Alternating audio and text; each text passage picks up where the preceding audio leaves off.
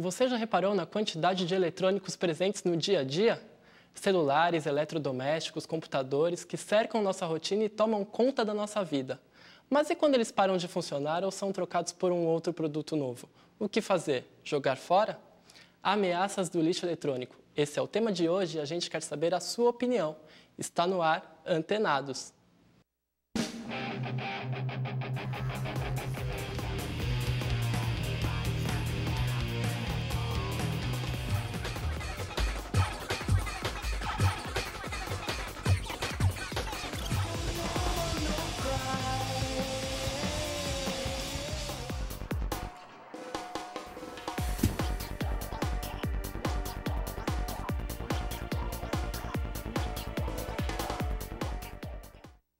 O Antenados de hoje está no ar e o assunto é lixo eletrônico. Para conversar comigo, eu estou recebendo a presença da professora Tereza Cristina, que é diretora do Centro de Computação Eletrônica da USP. Tudo bem?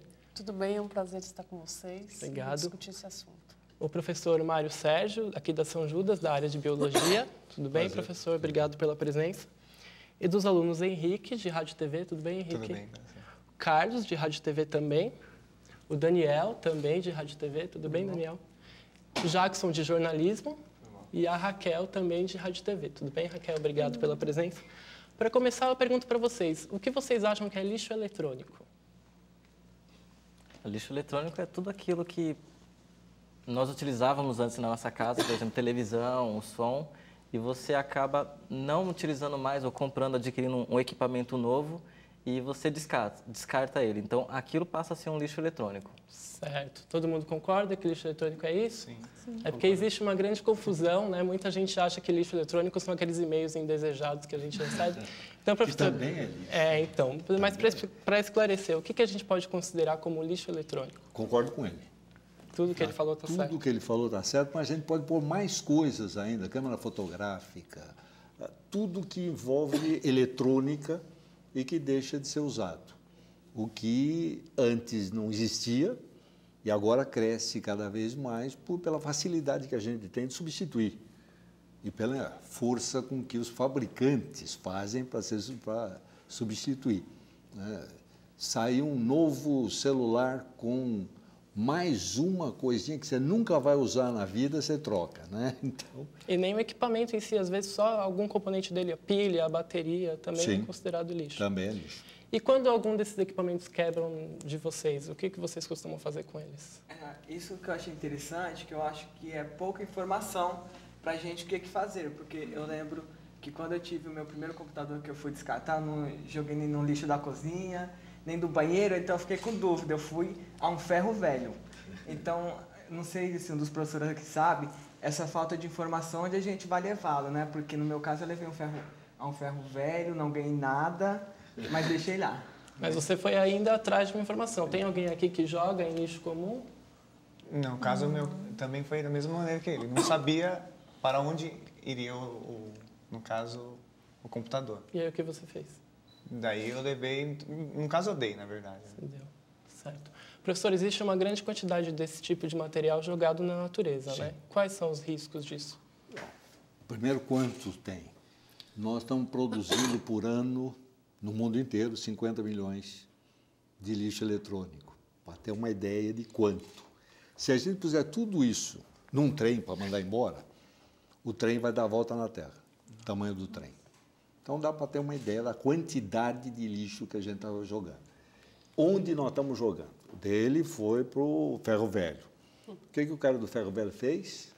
Ele jogou no lixão. Jogou no lixo, jogou lá, falou que não poderia. O seu que você doou, o menino usou, acabou, e o que ele fez? Foi para o lixão. Com certeza. Ou seja, o destino normal de todo esse lixo eletrônico é lixão. Aí o que acontece? Todo esse material vai se decompondo no lixão, ele é riquíssimo em material de metais pesados, tá? Que vão contaminar o chorume do lixão, vai para o lençol freático e vai ser distribuído para a população. Então, nós vamos receber tudo isso. E tem material rico.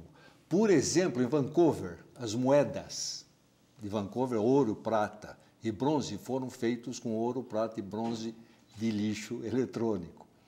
Então, tem até material rico, não vai ser distribuído para a população inteira. O que acontece com essa população?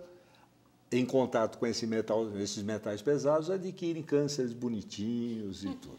Então, Professora Tereza, à frente lá do Centro de Computação Eletrônica, você também participou da coordenação do CEDIR, né? Certo. Esses dados que o professor Mário falou, você tem alguma coisa a acrescentar em relação ao Brasil? Então, em relação ao Brasil, o que nós temos é, hoje, por volta de 75 milhões de micros, por volta de 170 milhões de celulares, e um número que eu acho absurdo, nós temos 1,2 bilhões de pilhas, sendo que dessas pilhas, 400 milhões são piratas, elas contêm 0,80 miligramas de mercúrio. Significa que por ano, só com pilha, nós colocamos 32 toneladas de mercúrio, que é também uma substância pesada, tóxica. E existe algum caso de doença ou contaminação que o senhor conheça, causado pelo descarte indevido desses equipamentos? fazer uma relação de causa e efeito é difícil, porque você precisa pegar o paciente e o agente. Né? Mas você tem uma incidência muito grande de problemas, como com mercúrio, que age sobre o sistema nervoso.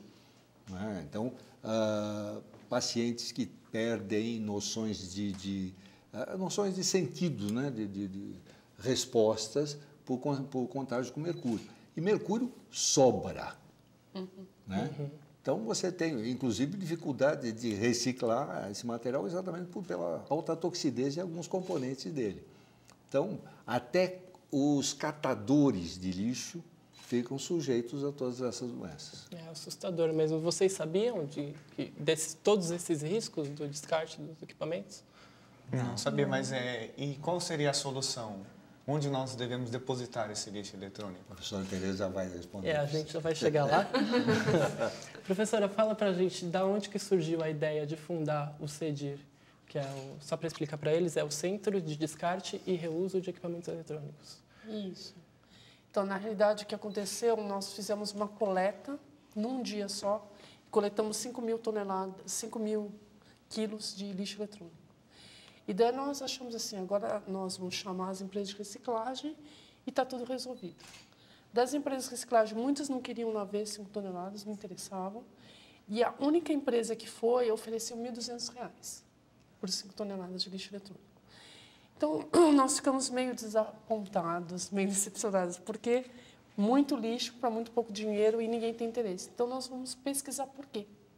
E nós descobrimos que, na realidade, quando você dá um computador para uma empresa de reciclagem, ela é especializada no material. Então, ela é especializada em plástico ou em metal, ferroso ou não ferroso. E o que ela faz? Ela recebe o computador, extrai o plástico. O que tem de plástico ali? 1 quilo de plástico, 500 gramas de plástico, e o resto vai para o lixão, você não sabe para onde. Ou seja, que, na realidade, as empresas não tinham interesse porque dentro do computador era uma parte muito pequena que interessava para eles. E, no final, eu não tinha um destino sustentável. Então, nós criamos o CEDIR, cujo objetivo é desmontar os micros e separar os materiais e mandar cada material para uma indústria de reciclagem especializada. Assim, eu tenho garantia que nada vai parar no lixão. Essa é a ideia.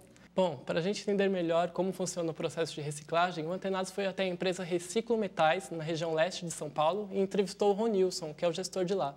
Vamos dar uma olhada.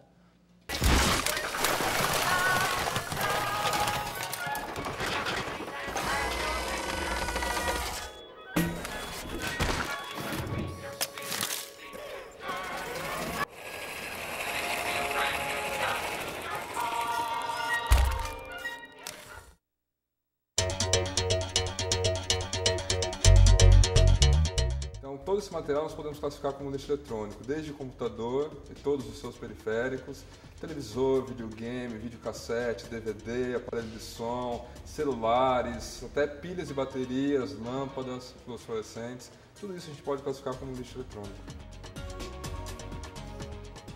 O Brasil produz cerca de 2,6 quilos por habitantes por ano, uma média per capita, ou segundo o novo anuário da ONU aí, é algo menor, é 0,6. O Brasil é considerado o maior poluidor entre os países emergentes.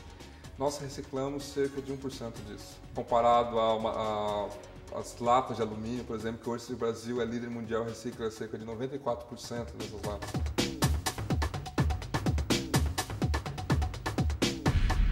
Nós entramos em contato com empresas ou a população nos procura, então nós retiramos esse material, trazemos aqui para a empresa e aqui nós fazemos todo o trabalho de descaracterização, que é a proteção da marca, dos dados, a segurança da informação. Aí nós realizamos também a desmontagem, que é a separação de cada tipo de material que sai desse lixo eletrônico, plástico, o que é metal, o que é alumínio, o que são as placas eletrônicas. Então nós enviamos cada parte para a sua devida reciclagem.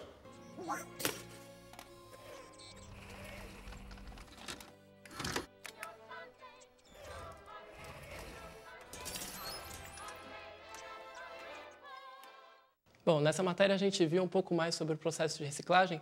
Professora Tereza, qual que é a dificuldade de separar por tipo cada componente utilizado nesse descarte que vocês fazem lá no CEDIR? Então, o que nós separamos, por exemplo, no caso do micro, uma das coisas que nós aceitamos é micro. A questão do plástico, por exemplo. No micro, nós achávamos, né, no começo, que era só separar por cor. Então, plástico preto, plástico cinza, plástico bege. E nós fomos descobrir devagarzinho que os plásticos podem ter a mesma cor e ser de tipos diferentes. E conversando com as empresas de reciclagem de plástico, eles consideram que se o plástico estiver contaminado de 2% a 3%, que é uma porcentagem muito pequena, se tiver alguma misturinha, eles jogam tudo fora. Porque para eles não vale a pena ficar perdendo tempo de separar.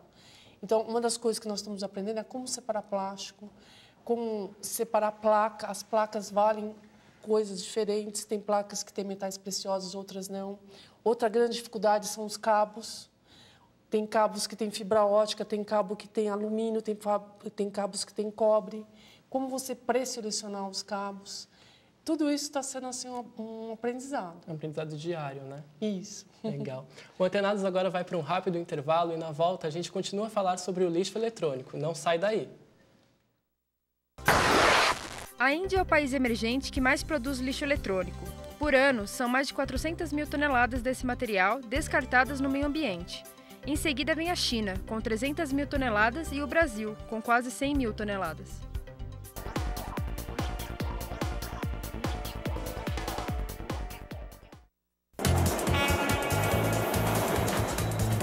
Eu escolhi a São Judas porque ela está sempre ao nosso lado. Começa estando ao lado das estações Butantã e Bresser Moca. Continua ao nosso lado com um programa de bolsas de estudo de até 50%. E finaliza colocando ao nosso lado a melhor qualidade de ensino. E ainda, o curso de Direito é recomendado pela OAB.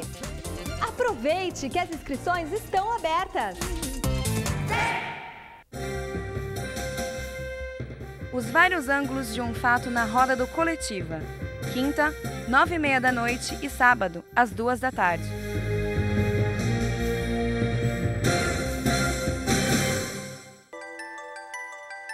Vídeos, documentários, ficções, reportagens. As melhores produções universitárias.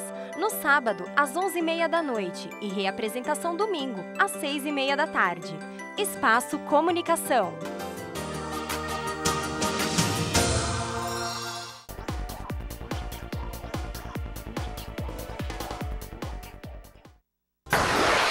A Secretaria do Meio Ambiente de São Paulo, em parceria com o Instituto Sérgio Mota, criou o projeto eLixo Maps.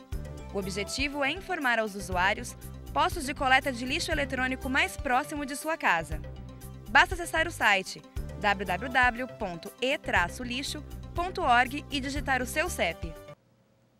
Bom, o Antenados está de volta e o papo hoje é sobre lixo eletrônico. Professora Tereza, no primeiro bloco você citou um número sobre pilhas que são descartadas de forma errada, as originais, vendidas legalmente, e as piratas também.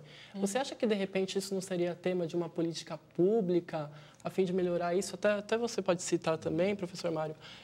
De repente, o governo não deveria interferir nisso, uma grande campanha, alguma coisa que pudesse auxiliar? Então, na realidade, nós não temos leis, né? E na Europa nós temos leis desde 2002 que fala sobre os sistemas verdes e sobre a logística reversa, que é justamente quem fabrica é que é responsável no final de vida de retirar o lixo. Então, no Brasil isso não existe, já existe um projeto de lei que está tramitando, já faz acho que 8 ou 10 anos e ninguém resolve. 8 anos. Isso. 8 anos. Tramitando. Também com logística reversa, mas é evidente que a pressão dos fabricantes, porque com a logística reversa quer dizer o quê? Se eu fabriquei um computador, eu tenho que recolher esse computador. Isso implica em logística, o trânsito para fazer isso, custo. Então é evidente que a pressão é contra esse projeto, por isso que está 8 anos tramitando ainda. Né? Mas a gente faz força e torce para que isso vigore. Né? E principalmente na situação brasileira, nós somos os países emergentes o que mais produz lixo eletrônico. Cada brasileiro produz cerca de meio quilo de lixo por dia, eletrônico. Na Índia, dá 100 gramas. 100 Para gramas. ver que a situação brasileira é complicada. Daí a necessidade da gente ter uma legislação e cumprir essa legislação, que é o segundo passo, né? Porque uma vez aprovada, ela ainda vai ser regulamentada e tudo até fiscalizar e cumprir, tem um tempinho. Entendi. Professora, quanto tempo, em média, demora a separação dos componentes de um equipamento? Então, um computador pode demorar para separar por volta de 20 minutos. E, na realidade, para o centro de reciclagem ser um centro sustentável financeiramente, daí, né? Ou seja, a gente fechar as contas, e eu preciso ter um certo volume de micros que eu consigo desmontar por dia. Mas nós também recebemos impressoras, celulares, equipamentos de rede, equipamentos de telefonia. Então, tem vários outros equipamentos que nós separamos. Entendi. E vocês, alunos, já compraram algum equipamento eletrônico usado? Usado não. Ninguém aqui? Essa seria uma atitude ecologicamente correta, né? Que vocês eu sempre repasso para conhecidos. No caso, troquei o computador recentemente e o meu antigo, que era novo, na verdade, tinha 1 ano só de uso, eu repassei para o meu primo, que o dele também tinha uns 3, 4 anos, repassou para um primo menor dele. Então, a gente vai fazendo esse tipo de reciclagem. Acho que é mais válido. Né? Professor, existe algum equipamento eletrônico que não possa ser reciclado? Eu acho que não. Existe? Eu acho que não. Existem alguns componentes que são muito sim. difíceis. Componentes. Por exemplo, uma das coisas mais difíceis são aqueles tubos de CRT, de televisão, que é coberto de chumbo. O chumbo é uma substância extremamente tóxica, então aquilo é difícil. Então eles falam que tem que lavar o vidro. Então esse processo de lavagem é cobrado. Então, no caso da reciclagem, tudo que é coisa eu consigo vender o plástico, consigo vender o alumínio. No caso do monitor, eu tenho que pagar R$3 a R$4 para a empresa retirar o meu equipamento. E após a reciclagem do equipamento eletrônico, o que ele pode se transformar? Ele se transforma em matéria-prima e volta na cadeia produtiva. Por exemplo, nós fomos visitar uma empresa de reciclagem de plástico, entra todo o plástico e depois vira aqueles granulados de plástico que volta para a cadeia produtiva e daí é uma maravilha, né? Porque você reaproveita tudo e deixa de extrair da natureza mais matéria-prima. E lá no CEDIR, vocês recebem muitos equipamentos que ainda funcionam? Sim. Como que é? O que vocês fazem com eles? Então, no começo nós não tínhamos essa ideia, nós ia só desmontar. Daí nós vimos que não, que tem equipamento que é judiação jogar fora. Então, nós estamos fazendo o que nós chamamos de remanufatura, que é pegar diversos micros e montar um micro novo. Então, por exemplo, se tem um micro, veio com a placa principal funcionando, mas ele está meio lento, então precisa de trocar de memória. Então, a gente troca memória, coloca disco, e nós vamos emprestar para projetos sociais. Emprestar porque, depois de 2 anos, não é a super máquina, né? É um micro, Pentium 3, Pentium 4. Então, um projeto social devolve e nós damos uma outra máquina mais potente. A ideia é atender projetos sociais que vão se credenciar e vão poder utilizar. Entendi. Ainda tem uma vantagem a mais desse processo, que é, primeiro, colocar micro onde não existe. E um outro processo que faz parte da gente. Muita gente usa micro como substituto de máquina de escrever. Não precisa mais do que um Pentium 3. É verdade. Não é? Os equipamentos que os senhores usam e trocam toda semana. Celular, então, é uma desgraça, né? Porque saiu um celular que aponta lápis, eu preciso trocar o meu. Saiu um celular que faz não sei o que, eu preciso trocar o meu. Grande parte do equipamento do celular vocês não usam. mas precisa trocar porque saiu Não é fashion, novo. né? Não é Então, moderno. nós temos muito... Eu acredito que do celular que vocês têm, tem funções que vocês nunca usaram. E nunca vão usar. Se sair uma nova função, que também você não vai usar, você vai trocar. Então, o que acontece? Os micros que a USP está fornecendo já estão na casa da gente, se a gente for modesto e não jogar fora, e não trocar. Trocar significa não ter um equipamento novo, é produzir mais lixo eletrônico. Então, quanto mais a gente puder conservar, melhor. Porque eu acho que a jogada não é o que nós fazemos com lixo, é agir antes. Não produzir o lixo. Ô, professor, muitos componentes dos equipamentos eletrônicos eles estão sendo usados para manufatura de bijuterias. Isso pode fazer algum mal à saúde? Depende de qual componente. Você tem, o plástico está sendo usado e você está em contato com ele, sem problema nenhum. Você usar componentes que têm metais pesados, você tem até irídio em computador, que é super tóxico. Você tem mercúrio, que é super... Depende do que você está usando. Então, até pode-se usar parte do computador para uso indiscriminado. Outro não. Outro a gente tem que fazer uma restrição de uso. Entendi. Professora Tereza, lá no CEDIR, vocês não chegam a fazer a reciclagem em si, vocês só separam. E como que é isso? Encaminha para terceiros? Nós estamos credenciando empresas de reciclagem, visitando essas empresas, e daí nós vamos vender isso para as empresas de reciclagem, porque a ideia é conseguir dinheiro para autossustentar o projeto. O projeto hoje ele ainda é negativo, porque nós tivemos que investir em diversos equipamentos, então ele ainda não se autopagou. Nós chegamos à conclusão que, se nós estivermos trabalhando com 500 a 600 computadores por mês, nós conseguimos, depois de 3 anos, tornar o projeto positivo. Entendi. E para o pessoal lá de casa que queira montar algum projeto desse tipo, por onde começar? Qual que é a dica que a senhora dá? No site do CCE tem bastante informação, né, que é o www.cce.usp.br. Eu acho que não sei se faz muito sentido, tem que ser para um grupo de pessoas, uma faculdade, um bairro. Tem pessoas do Brasil inteiro nos procurando para fazer isso nos diversos estados, porque o lixo eletrônico também não pode transitar de um estado para o outro, porque as licenças de meio ambiente são diferentes de um estado para o outro e o custo de transporte é muito alto. Então, nós estamos auxiliando, tem várias universidades indo lá visitar para montar o seu próprio centro.